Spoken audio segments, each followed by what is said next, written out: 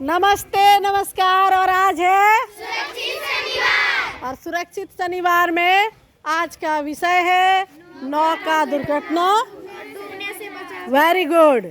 और डूबने से बचाव। हम लोग पहले भी कई बार इस पे बात कर चुके हैं।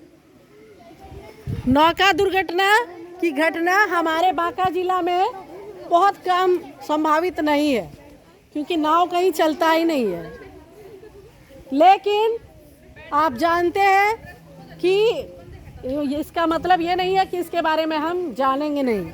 हम कभी वहाँ जा सकते हैं, नाव पे चढ़ सकते हैं, तो हम इन बातों का ध्यान रखेंगे तो हम इसके शिकार नहीं होंगे। सबसे पहली चीज़ जो हम ध्यान रखें कि नाव ओवरलोडेड नहीं हो, और दूसरा चीज़ कि नाव की सफ़ेद पट्टी जब नाव ओवरलोड होगा तो डूब ही जाएगा। उसके बाद जिस नाव पर जानवर लदा हो उसकी यात्रा नहीं करनी चाहिए। नाव पर शाम के समय यानी कि सूर्यास्त के बाद और सूर्यास्त के पहले यात्रा नहीं करना चाहिए। आपको पता होना चाहिए कि लाइट की समुचित व्यवस्था नहीं होती है, जिसके कारण हमें नाव की अंधेरे में यात्रा नहीं करनी चाहिए। उसके बाद जहां जानवर लदा हो उस पर भी नहीं करनी चाहिए। नाव पंजीकृत है या नहीं, इस बात का ध्यान रखना चाहिए।